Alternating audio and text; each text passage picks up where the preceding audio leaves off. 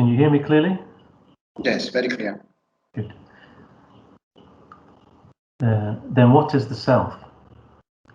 It is of the nature of existence, consciousness, bliss. What is existence? That which remains unchanged in the three periods of time, past, present, and future, is existence. What is consciousness? It is of the nature of absolute knowledge. What is bliss? It is of the nature of absolute happiness. Thus, one should know oneself to be of the nature of existence, consciousness, bliss. Now we shall explain the evolution of the 24 factors. Depending on Brahman, Maya exists, which is of the nature of the three qualities of Sattva, Rajas, and Tamas. From that Maya, space was born. From space, air. From air, fire. From fire, water. From water, earth. Among these five great elements, out of the sattvic aspect of space, the organ of hearing, the ear, evolved. From the sattvic aspect of air, the organ of touch, the skin, evolved. From the sattvic aspect of fire, the organ of sight, the eye, evolved. From the sattvic aspect of water, the organ of taste, the tongue, evolved. From the sattvic aspect of earth, the organ of smell, the nose, evolved. Yes, so we see that in the appearance of what we call Jagat, or universe, there is the appearance of first Maya, the projective power of consciousness. Then from Maya, this projective power appears as space. Then we have the consequence of air, then fire, then water, then earth. And from these elements, the subtle elements, we have a contribution, their contribution for the senses. It is this text about the universe, it is self-explanatory. That's why I don't give so much importance or so much comments, so many comments, because it is self-explanatory. So you can continue, Andrew.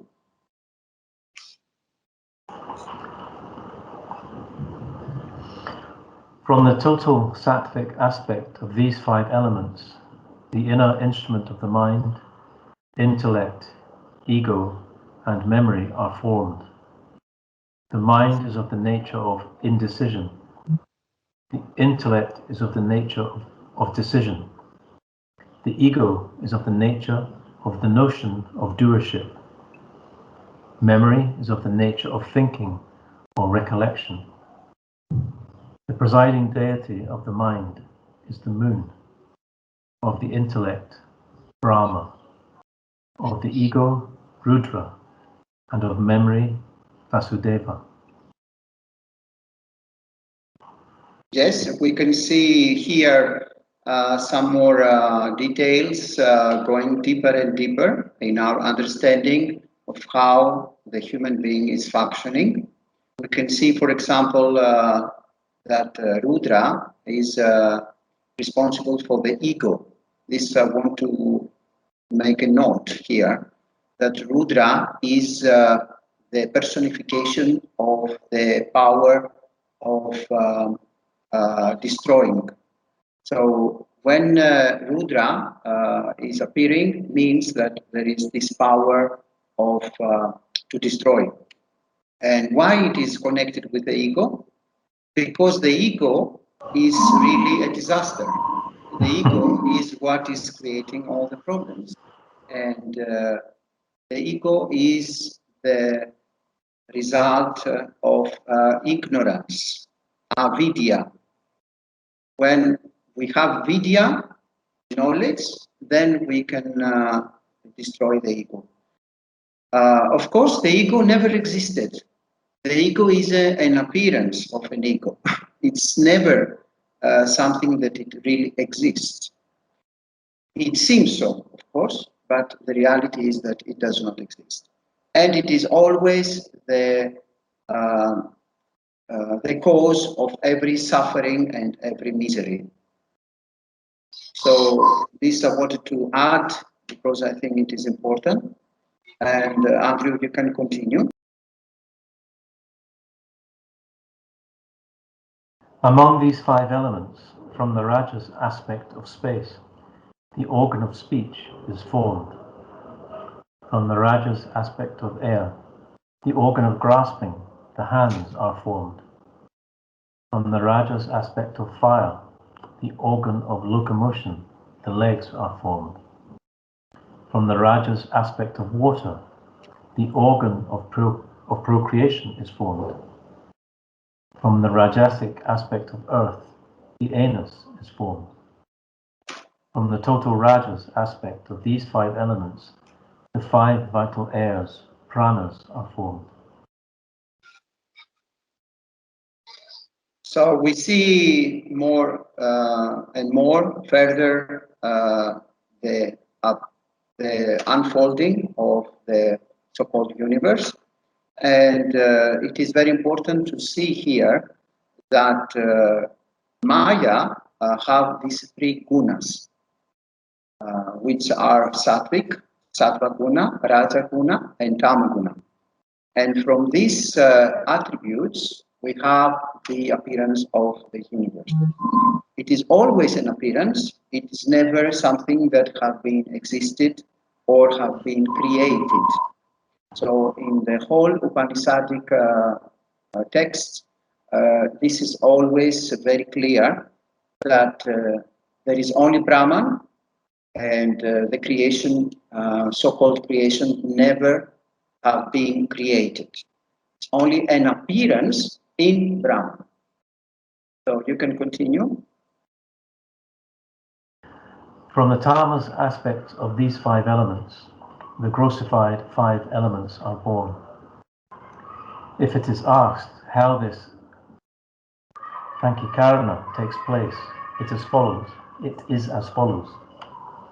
1. The tamas aspect of each of the 5 elements divides into 2 equal parts. 2. 1/2 of each remains intact. 3. The other half of each gets divided into 4 equal parts. 4.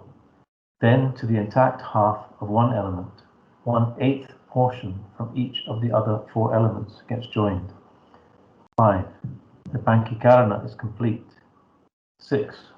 These 5 grossified elements, the gross body is formed from these 5.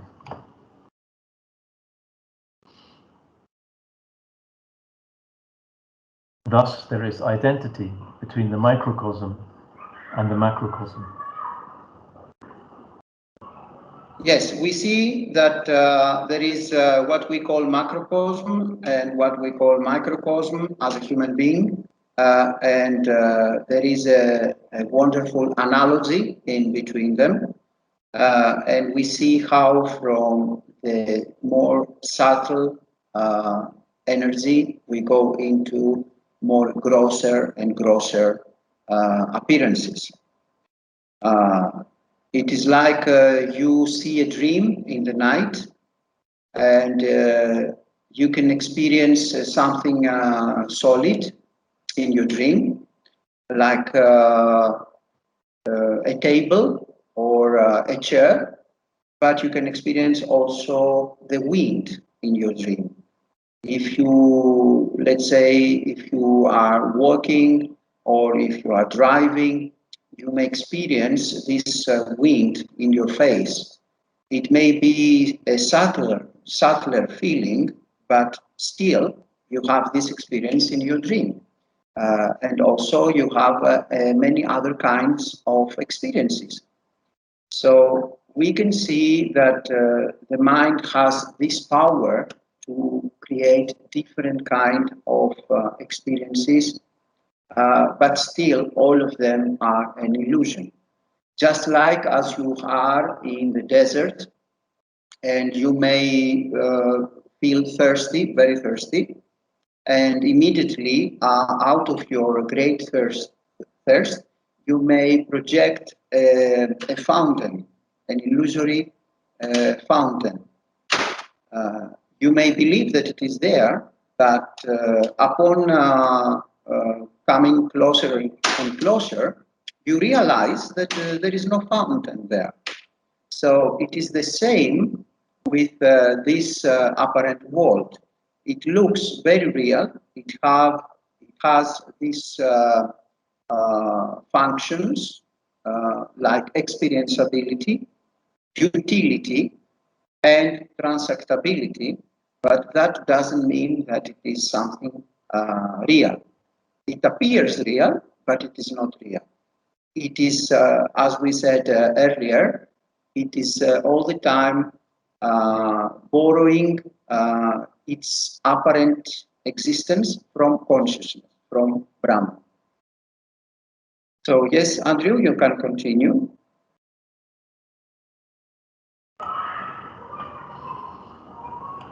The reflection of Brahman, which identifies itself with the gross body, is called the jiva. This jiva, by nature, takes Ishvara to be different from himself or herself. The self, conditioned by ignorance, Maya, is called Ishvara.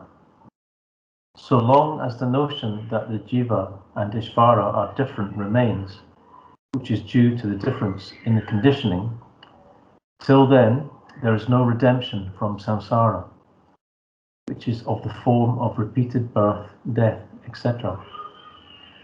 Due to that reason, the notion that jiva is different from Ishvara should not be accepted. Yes, this is the main topic of a lot of Upanishadic scriptures. The illusion that a jiva have always is that me as a human being, as a soul, I am something different from God, from Ishvara. When in reality, Brahman, Ishvara, and Jiva is exactly of the same nature of consciousness, because there is only one consciousness, one self, one awareness, one Brahman. So until self-realization, moksha, we believe that we are an individual, an jivatma. So that means that we are not Atma, the total Atma. We believe that we are a fraction or a part of Atma, and we have been created from Isvara, God. But upon realization, upon finding our true self, our true nature, when we say there is moksha and self-realization, then we realize that I have never been an individual, I have never been a jivatma, I'm always of the nature of Sat Chit Ananda, Brahman. Yes, Andrew, continue. But the jiva is endowed with ego, and his knowledge is limited, whereas Ishvara is without ego and is omniscient. Then how can there be identity, as stated in the Mahavakya, great statement, that thou art, between these two who are possessed of contradictory characteristics? We see that there is differences in attributes between ourselves as Jivatma and Isvara, the God. But in reality, God, Isvara, is located in inverted commas in ourselves as consciousness. So consciousness is pervading all these things like Jagat, the universe, Isvara, God, and the Jivatmas, the souls, the individual souls. But this is, of course, something that we need spiritual work to do in order to see this truth, in order to realize this truth. And this, of course, means moksha, means self-realization. To recognize and to have this permanent conviction that what I am is not a jivatma, an individual soul, or an ego, or a person, but my nature, my true self, is always, ever and ever Brahman, impersonal consciousness awareness, which have the nature of, which is of the nature of Sat, Chit, Ananda. And as a reminder, Sat, infinite truth and infinite existence or beingness, Chit, infinite consciousness awareness, and Ananda, infinite peace, happiness, bliss. So Sat, Chit, Ananda is what we are. Of course, the we is in inverted commas because there is no such thing as we. There is only Brahman, consciousness, awareness. Yes, Andrew?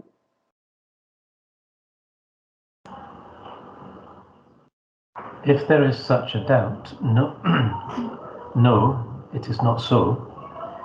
That literal meaning of the word thou is the one identified with the gross and subtle bodies.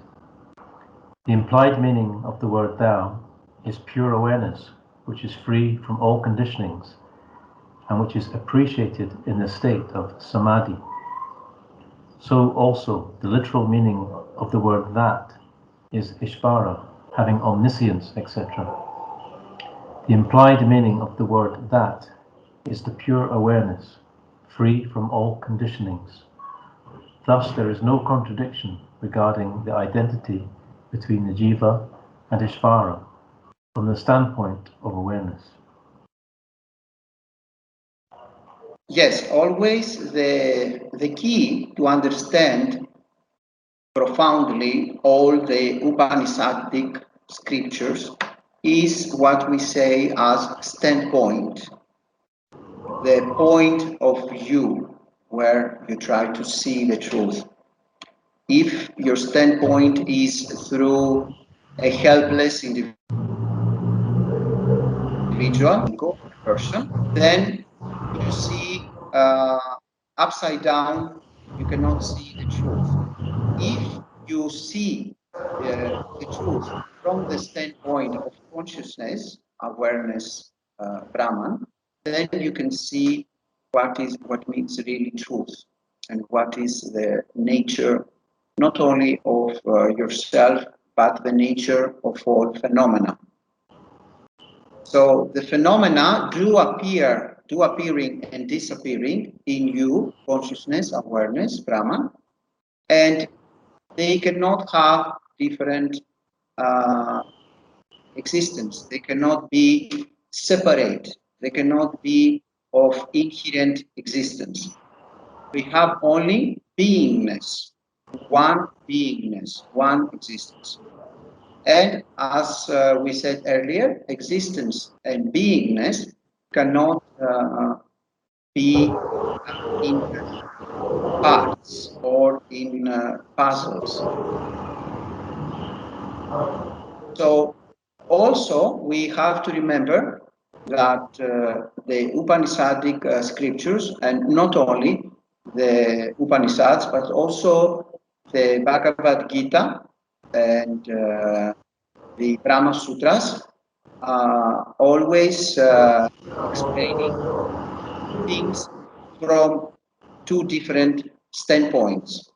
They are explaining the things and the scheme of things from the standpoint of the apparent individual, but at the same time from the standpoint of the absolute truth, which is, of course, Brahman, consciousness, awareness. Yes, Andrew? Is having the microphone open. It's better to close it.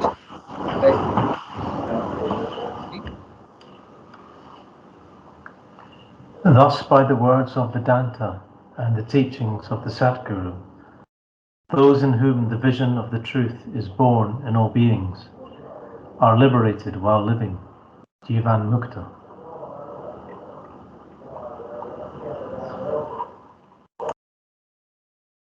Yes, Jivan Mukta is the one who in this dream lifetime attains moksha, attains self-realization. Although there is nothing or something to be attained. Why I say so?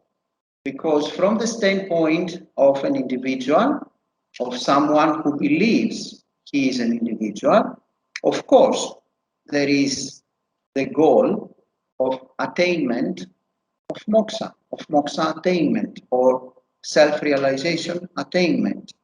But from the standpoint of your true nature as infinite Brahman, consciousness, awareness, there is no such thing. And you have never been in bondage. So, since you have never been in bondage as Brahman, where is the meaning of liberation or self-realization or moksha? Yes, but somebody could ask, and why there is spiritual paths, why there is spiritual teaching, scriptures, why there is a need of a guru, why there is a need of a divine guru parampara, a divine and authentic lineage, and why there is the need of spiritual practices, and so on and so forth. Because you don't see the truth. Since you don't see the truth of what you really are, all these tools are needed and they are, of course, indispensable, each and every one of them. Until there is a mature state where you see that all these tools and all these prescriptions of the scriptures are just part of the dream. So it is like you are dreaming that you are in a prison, and suddenly you are dreaming that someone is allowing you to be free and open the prison and you go out, or you take a key and you open your prison and you go out. Yes, but both of these two events are included in your dream, isn't it? Isn't it correct? So you put yourself in a prison, and then you open the prison and you go out, and then you wake up. So it is the same with what we call a spiritual path or moksha or enlightenment or self-realization. Yes, Andrew, please continue. Then who is a Jivan Mukta? Just as one has firm belief, I am the body, I am a man, I am a Brahmin, I am a Sudra. In the same way, one who by his immediate knowledge, aparoksa jnana, has firmly ascertained, I am not a Brahmin, I am not a Sudra, I am not a man, but I am unattached, and of the nature of existence, consciousness, bliss, effulgent, the indweller of all, and the formless awareness, is a Jivan Mukta. Yes, it is like I have explained just a little bit earlier. The moment that you have this permanent recognition and conviction that you have never been a Jivan Mukta, a Jivatma, but you are always really Nitya Mukta, forever liberated. The moment that this becomes a permanent recognition and conviction, then this is what we call in the scriptures a Jivan Mukta. Although these have never been the case. These have never been existed. There have never existed someone who's embodied and have never been existed a jnani or a Jivan Mukta. Why? Because in the first place, nobody ever existed. Always what is existent is Brahman, you, infinite impersonal consciousness awareness. So let's give now a little bit pause. If there is a question or something that you need to clarify or to express any doubts. Namaste Guruji, Malati Hegde. So by listening your words and by reading books and all, now I came to know that I am not the body, I am not the mind. But being a wife and being a mother, I cannot be in this mood always in 24/7. Now, how to be in that mood? That is my question. Now, theoretically, I know that I am not this body, I am not this mind. But practically, I cannot be in that mood always. Yes, this is, thank you for the question. This is of major importance, and it is a question that appears again and again and again. Why? Because the prarabdha karma of an apparent individual, an apparent jivatma, has to be unfolded, and it cannot be modified. So you allow the prarabdha karma that you have for this dream lifetime to be exhausted until the end, and at the same time you have to remember as often as possible that I am Brahman, Aham Brahmasmi. So you continue to offer your duties. You continue to offer your seva to your family and to the universe and to the entire society. You do as you can to as much as you can for loka sangraham, the upliftment of society, and at the same time you try to do your best to follow the prescriptions of the scriptures, the Shastra, which, to repeat, are the following: to have to be under the guidance of an authentic guru who is belonging to an authentic spiritual lineage, to study the scriptures, the Shastra, with the guru, to do what we call sravanam, which means listening and study the scriptures under the guidance of a competent guru, to do mananam, which means to clarify your doubts and to ask questions and to try to, as much as possible, to understand in a profound level the teachings. And finally, to do nididhyasanam, Vedantic meditation, which is the contemplation and the assimilation of the teachings inside yourself and in your daily life. Furthermore, the more you do your spiritual duties together with your social and family duties, you try to remember as often as possible your true nature by repeating in yourself, either inside yourself or loud, the holy Maha Vakyams, which are the great equations or the great statements, such as Aham Brahmasmi or Tate Tvam Asi, and similar Mahavakyams, in order for you to be in the line of the truth and in the line of self-realization, enlightenment, moksha.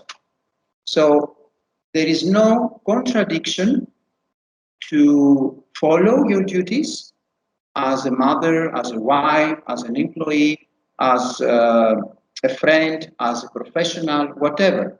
There is no any contradiction. As Lord Krishna said in Bhagavad Gita, you try to do your best and you leave the result to me, the Lord, and you leave the result to the Supreme Consciousness, and you continue as much as you can to perform your duties with awareness, not mechanical, and of course not as a karta, and not as someone believes that he is the doer. It is like what Ramana Maharishi said, if you want to be a karta, a doer, you will be also a bhokta, an experiencer. For example, if you want to be dependent completely in you doing things and without being in accordance with Dharma and the spiritual laws, then you will be a bhokta as well. You will face the consequences. You will be the experiencer of the consequences. So you do your best. Nobody said in the scriptures, in the Sastram, that you should abandon your family or your duties. This is one of the major importance to do your duties. It is following your dharma in this lifetime, and at the same moment, not to forget the path to self-realization, moksha, and of course there is no any contradiction. You can also consult, ask consultation, better say, from your guru if there are any problems in your personal life or family life.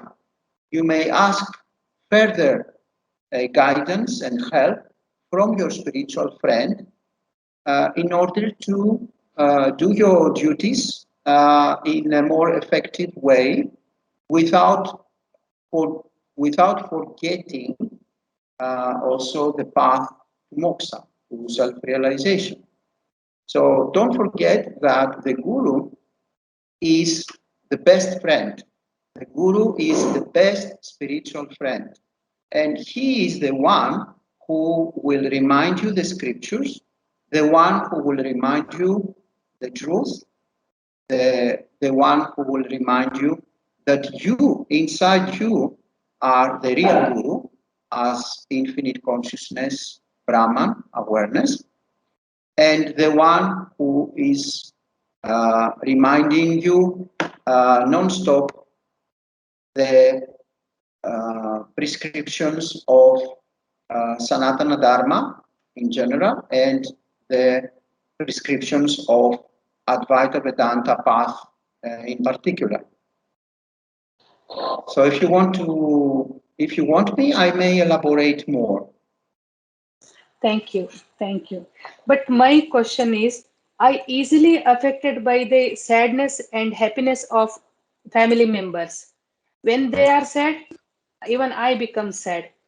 Then at that time I feel guilty. I am knowing that I am not this body, not this mind. Still I am affected by those feelings. That is my contradiction. That's what I want clarification about this. Hari Om, Yes, Namaste. Just you to add see, to this, okay, sorry, yes. just to add to this, I'm Nagaraju speaking. Just to Yes. add to this, both the scriptures, the Bhagavad Gita and the Upanishads also say that, there are three states in which, we have our life, that we are in the Vyavaharika Satyam. During the Vyavaharika Satyam, we are bound to have transactions in the external world.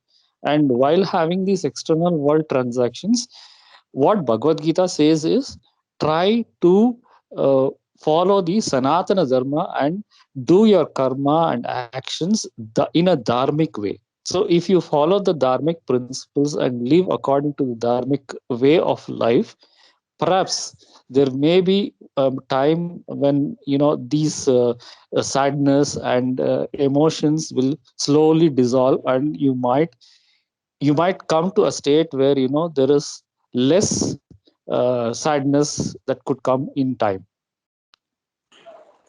Thank Yes, you. very, very well said. And just to add that when we believe that the path to moksha, self-realization, the following of the sastra and the guru and the holy lineage, when we believe that this will delete somehow our prarabdha karma, our punyam and papam, our good karma or our bad karma, then this is wrong, because the spiritual result of following the scriptures, following a guru, following a holy lineage, and following in general Sanatana Dharma and the spiritual laws of the universe cannot delete our punyam or papam.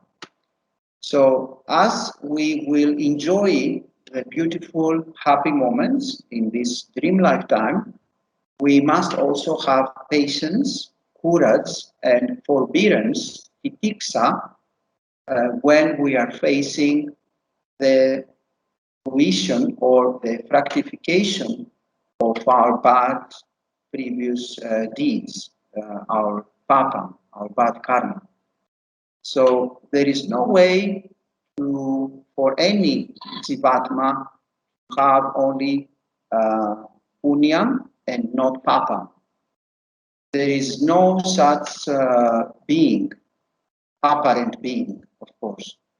So you have to follow as much as you can the scriptures, follow all the advices that have been conveyed by the holy tradition, the divine Guru Parampara, the advices from your Guru, the advices from all the scriptures, such as the Bhagavad Gita, the Upanishads, and so on and so forth.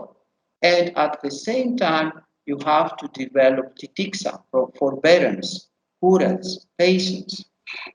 So there is no way that by following all these rules and all these dharmic regulations that you can delete your bad moments and the bad feelings and the bad situations in your dream lifetime.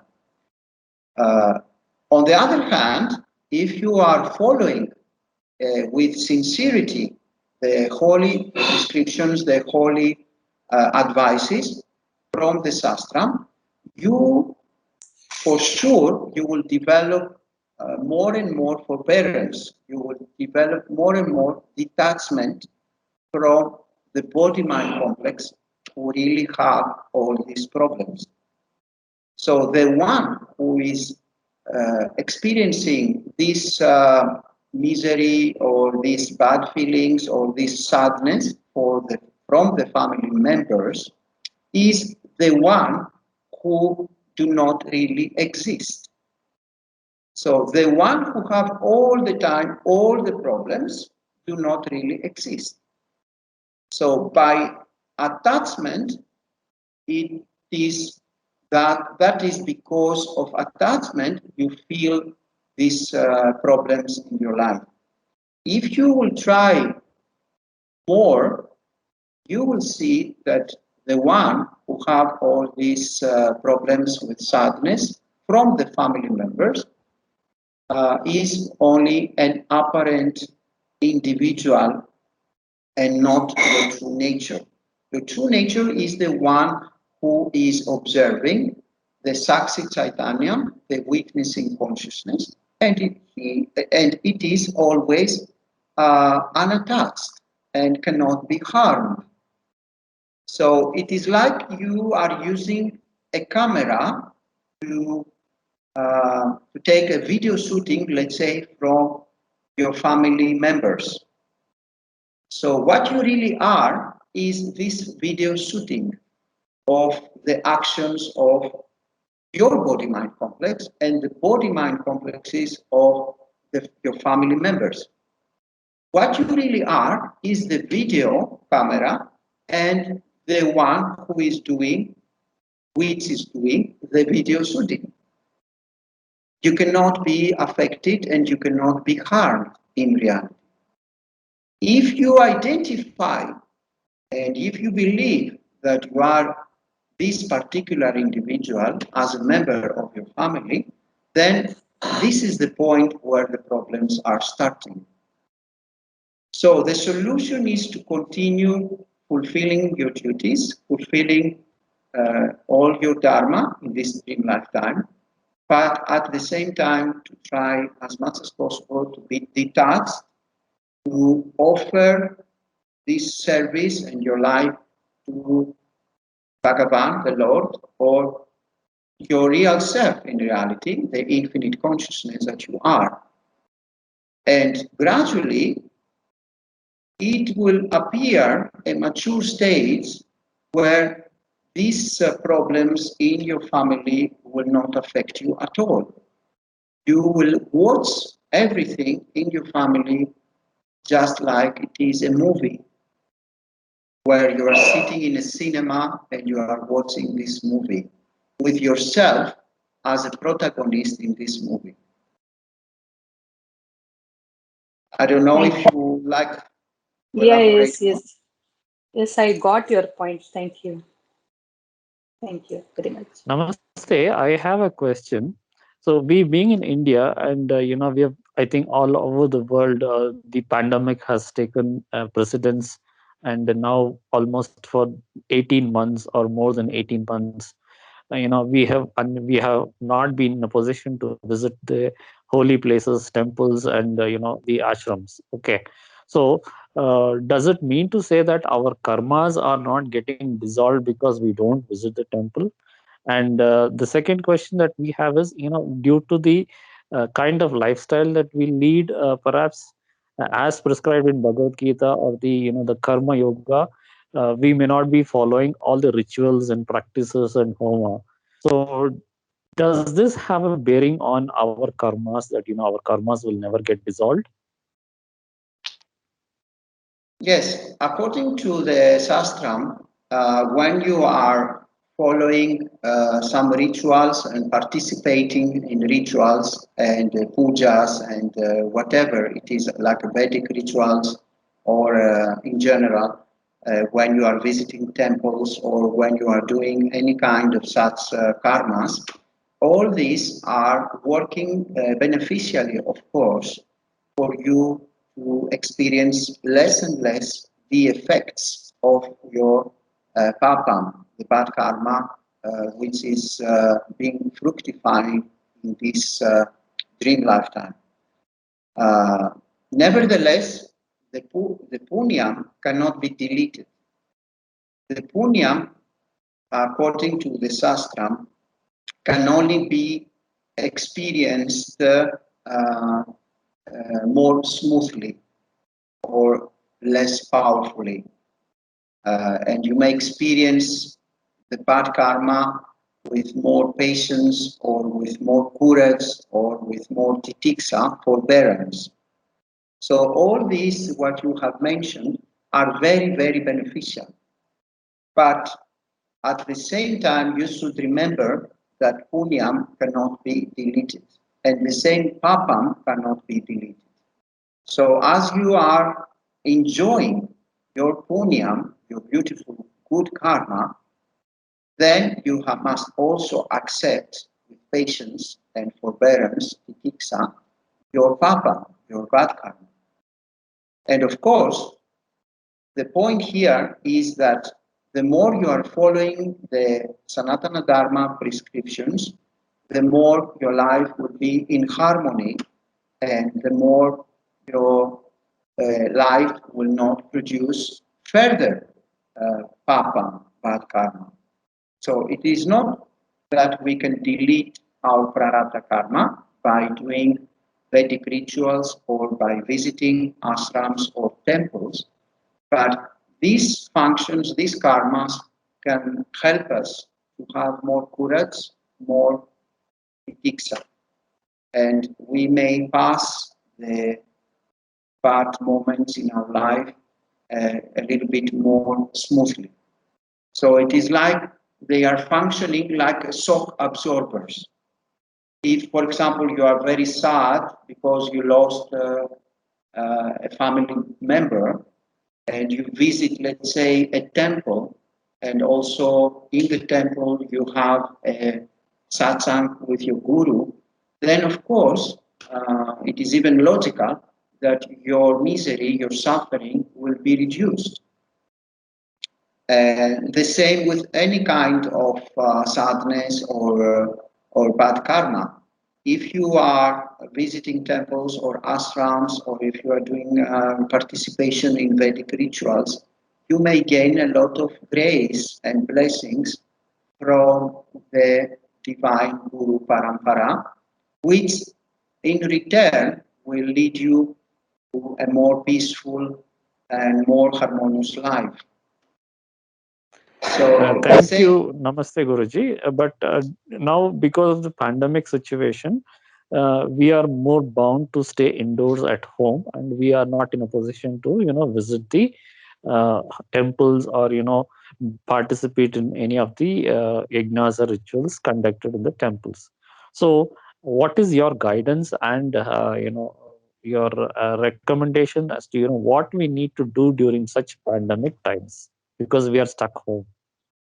Yes, as you are stuck in home, you may use this time as much as possible for studying the scriptures, the Shastra, by writing down your questions, which then you can present in your Guru, and to have satsang with your Guru, and dissolve all your doubts or all your questions.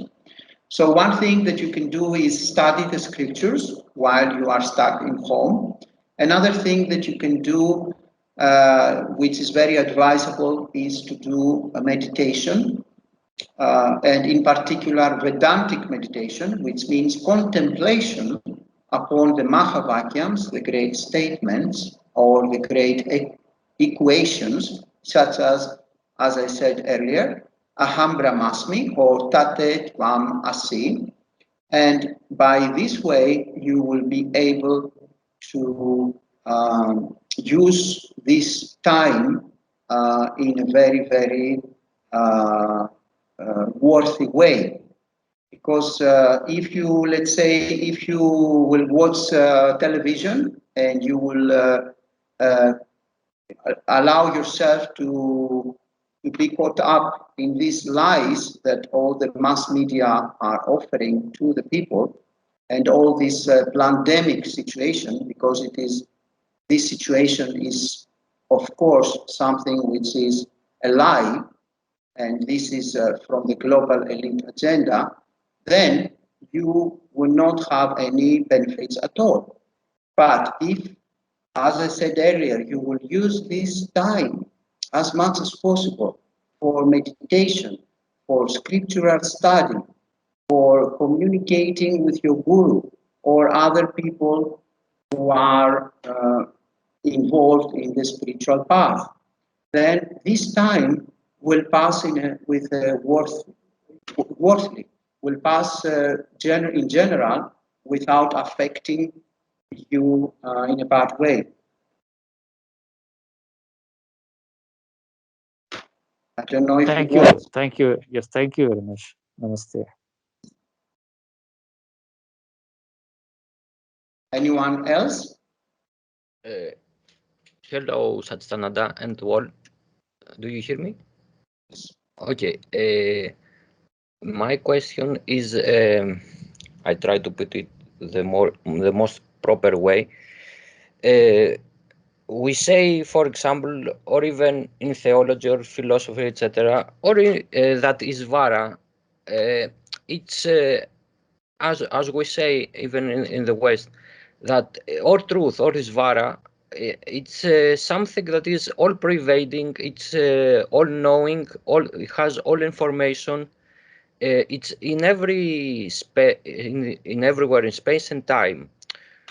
On the other hand, we have Brahman, that is a concept that is existential state above Isvara, beyond even Isvara, something higher. Let's invert in commas.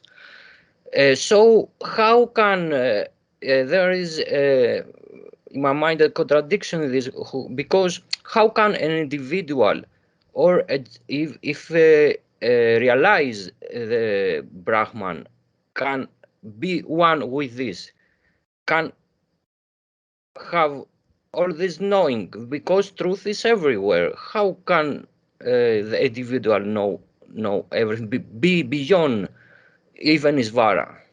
This is my question. I don't know if it is. Yes. So the individual is only a function. Nobody ever have been able to find an individual soul or a person or an ego. It is only a function and a mechanism. The more you are searching to find such an individual, the more is impossible. You may see the body of the soul, you may see what we call my body, but the body is not the individual. The individual is this illusory thought, ahamkara, that I am this body-mind complex. So from the standpoint of the body-mind complex, there cannot be omniscience or infinite knowledge. From the standpoint of your true nature as Brahman, infinite consciousness, awareness, there is infinite knowledge. But to be able to see this truth, you must be on the level of not identifying with this body-mind complex. And that appears in the moment of self-realization, moksha. When moksha, self-realization, becomes your permanent recognition and conviction, then there is no anything else that you need to know except that you are infinite consciousness, awareness, Brahman, and that everything appears and disappears in you. Such as in the deep sleep without dreams, there is no you as a person or as an individual or as a jivatma, just like for a jnani, the one who is knowing the truth as a self-realized, there is no such thing as different beings or different objects or an apparent universe. A jnani, a self-realized one, just see the infinite consciousness, awareness, Brahman. He can see that everything is his own self. And that's why we can see that who knows the truth always is in service and always don't care for having selfish satisfaction. And of course, it is like this example that I may share with you. It is like you are in a castle, and in this castle there are four, let's say, windows. There may be the question that from each of the four windows you have different view. Let's say from this side you have the view of the sea. From this side you have a view of the forest. From this side you may have a view of a river. And from this side you may have a view of, let's say, flowers, big place with flowers. You may say that there are four persons are looking to each and every window, but you may also think of the possibility that one consciousness is looking from all these windows. So consciousness may look from what you call yourself as Nikos, looking, let's say, this direction, this window, and he sees reality through this filter of this window. But you as consciousness may look the reality of the four windows. So you yourself can have a panoramic view of the castle, from the castle, through the four windows.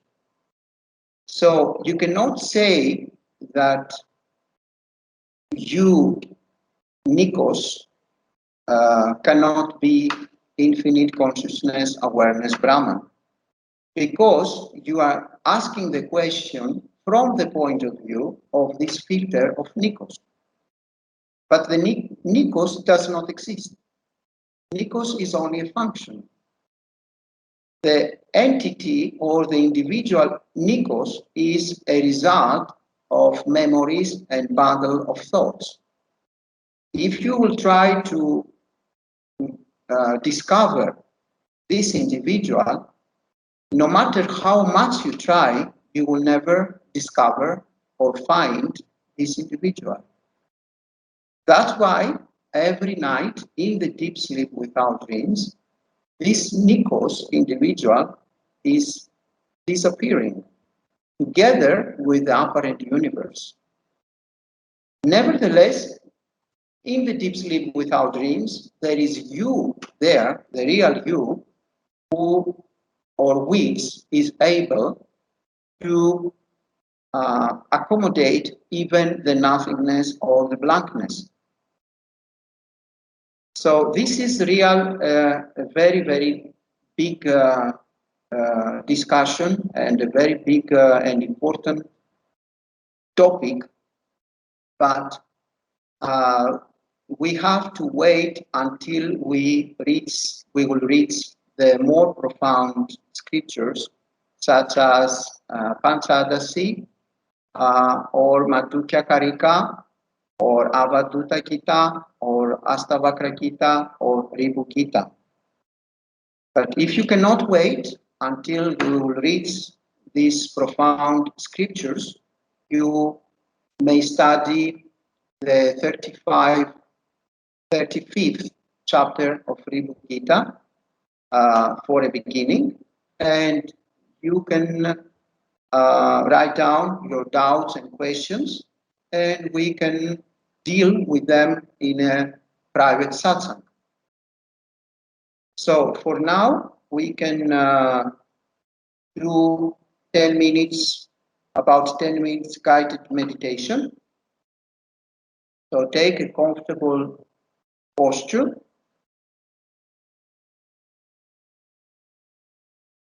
You can use any mudra that you are familiar with it, such as Chin Mudra or another.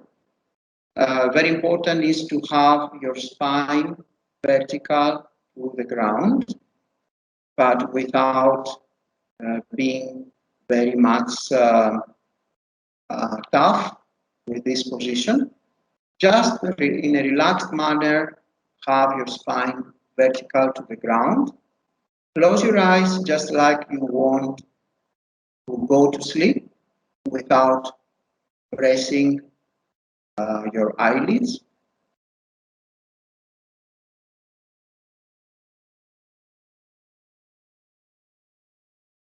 Forget as much as possible the body and focus in the inhalation and exhalation.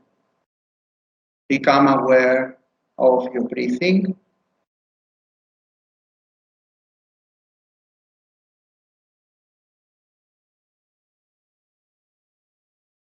Do not try to modify your breathing.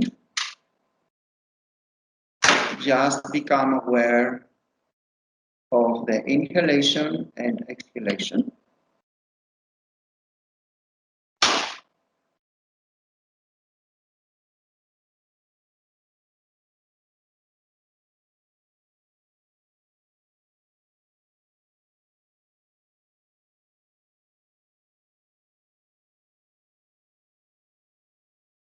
If thoughts do appear, do not give them any importance. You may notice them, but do not give them any importance. Just let them appear and pass by like clouds in the sky.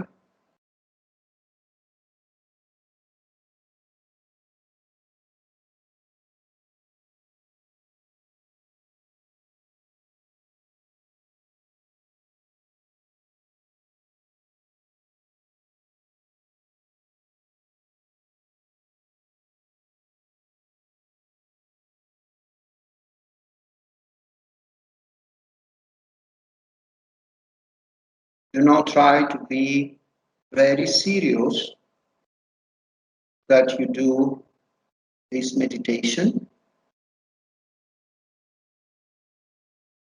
Do not believe in yourself that you are somebody very spiritual who needs to show to the so-called apparent others that you do something profound,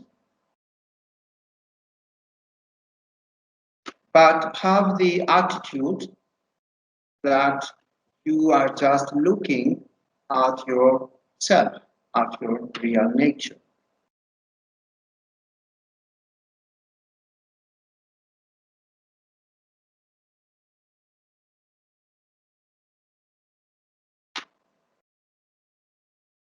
Remember that the real meditation is when there is no a meditator and when there is nothing to meditate upon it.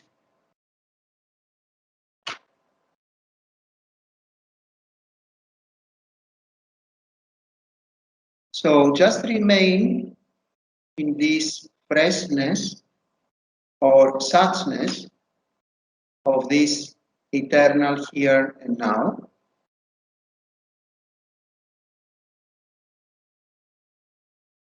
Whatever appears and disappears, it does so in you as consciousness, presence, awareness.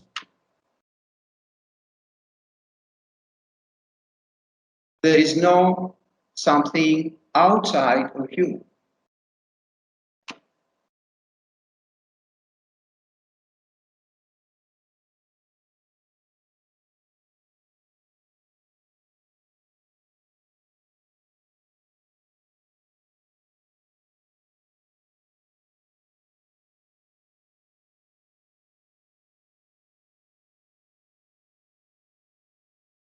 Do not be aware anymore of your breathing. Just ask yourself, what is this which is here and now, listening, that which knows that it exists? What is that? What is the nature of that?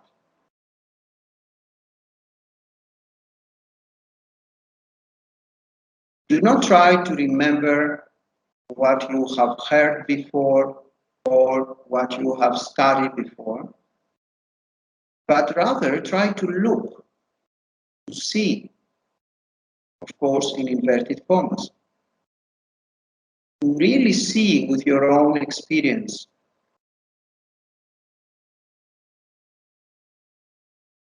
Can you see really somebody?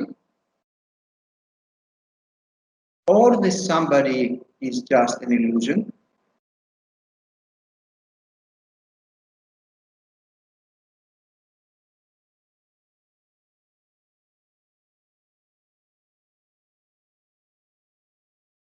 Try, for example, to look inside what you call my physical body. Ask yourself, what I see inside my physical body? Can I see something? Can I see this somebody? Can I find somewhere inside my body the somebody or the individual?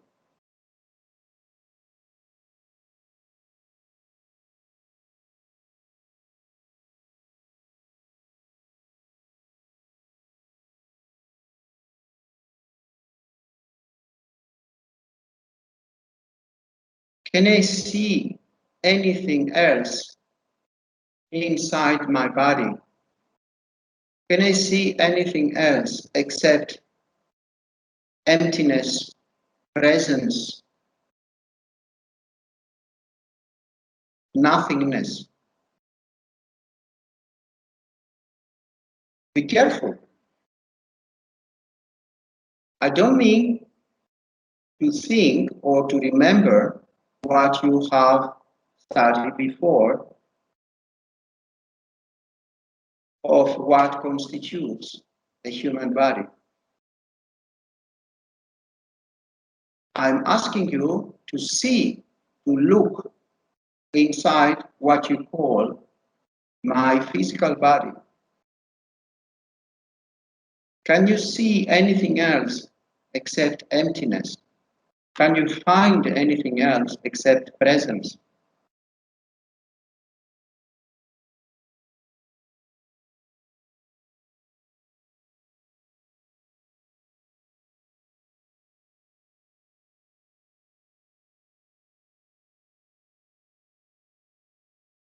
Does this emptiness, presence, stops the of the skin of the body?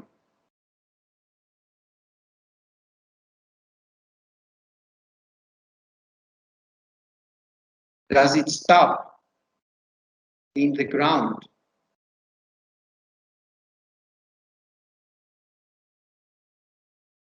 Or below the ground? Can you find an ending point of the emptiness presence?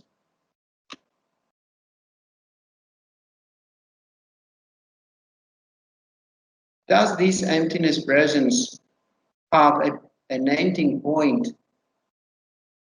on the left of your physical body, on the right, or above the head of the physical body?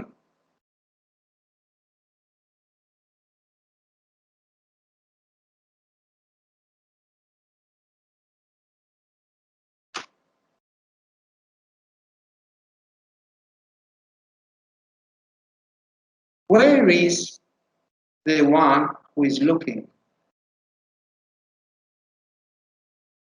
What is that which is looking this emptiness present?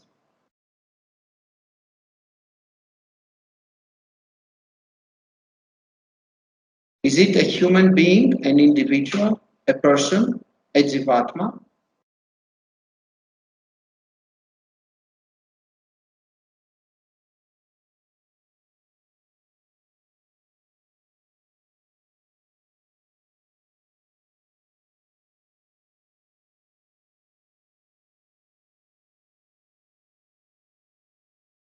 Is there a really a beginning or an ending point of this presence and emptiness?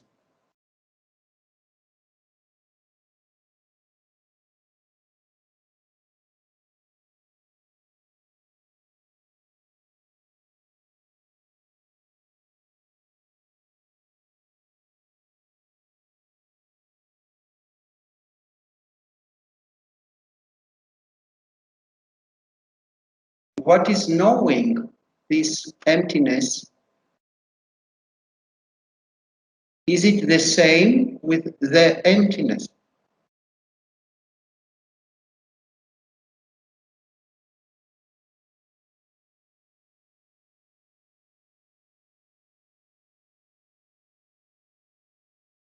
What is looking or knowing this emptiness, nothingness, presence?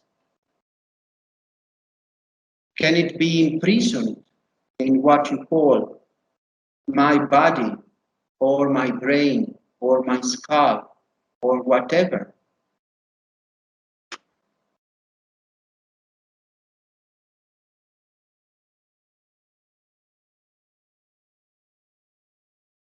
Is it possible for the emptiness or the knowing, the awareness, the presence to be imprisoned in what you call my body,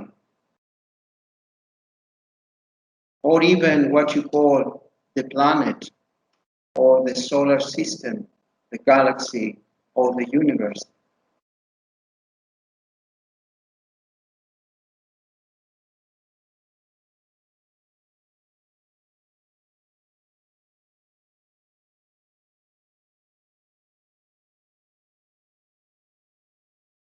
Can you find where the emptiness, nothingness, or knowing, awareness, consciousness starts and where it stops? If there is a beginning or an ending point?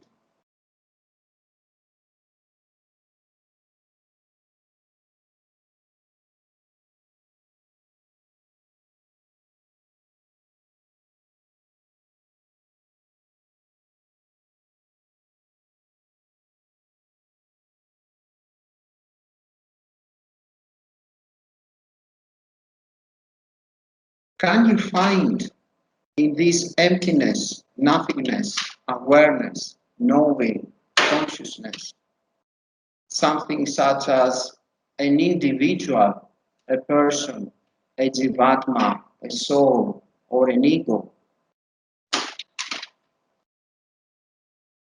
Or this consciousness, awareness, presence, emptiness, nothingness is homogeneous in its nature? Does it have any compartments or parts of any kind?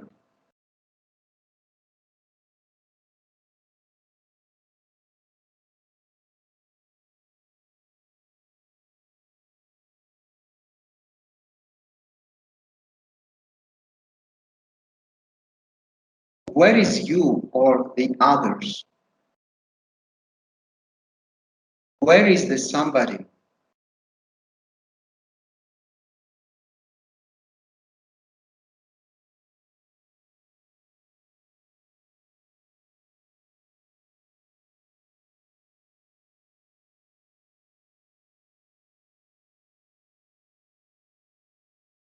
Does this emptiness, presence, awareness, nothingness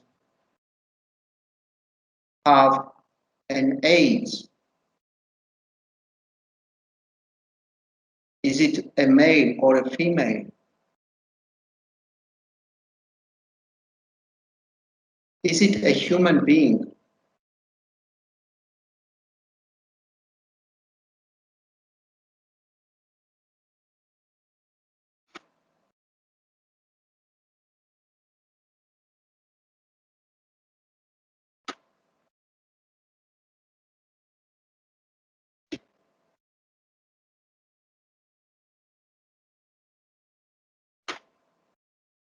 when it was its birth.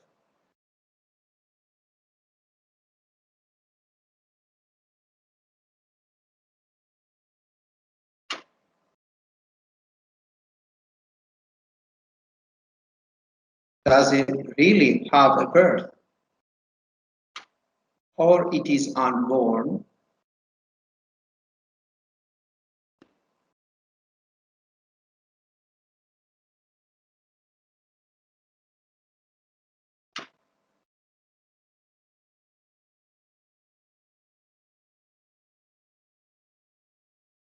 Does it change? Or it remains always the same consciousness, awareness, presence, nothingness, emptiness? Is there any modification at all? Does it move?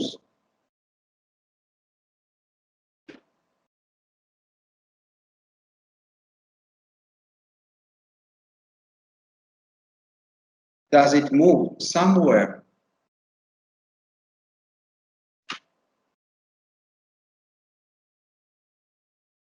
Can you find the somewhere or the nowhere?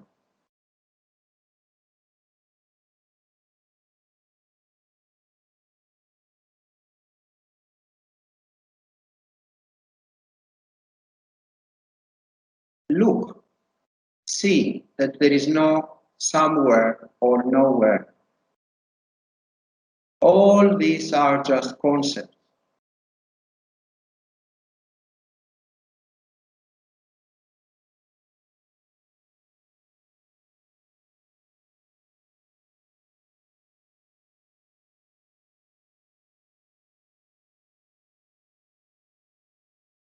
Now, very, very slowly, keep your eyes closed, but move your body in a conscious manner.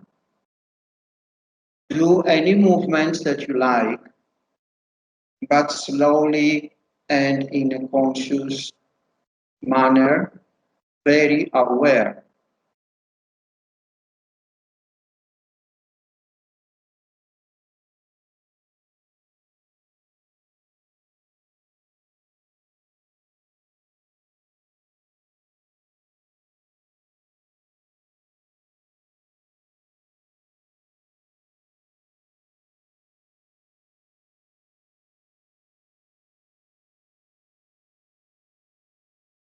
Very slowly open your eyes, stay unmovable for about a minute. Look in front of you and try to identify and localize that which is here and now, that which is a knowing and existence. But keep your eyes looking forward without moving.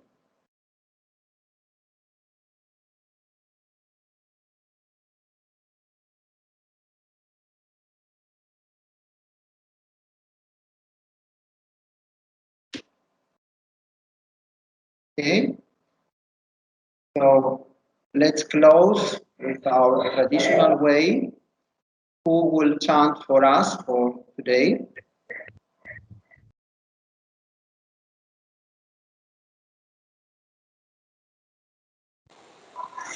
Namaste. Yes, please. ॐ पूर्णमदः पूर्णमिदं पूर्णात् पूर्णमुदच्यते पूर्णस्य पूर्णमादाय पूर्णमेवावशिष्यते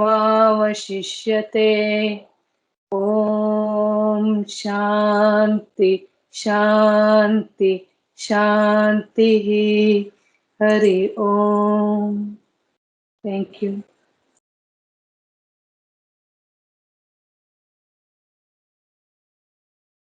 Hari Om, Namaste.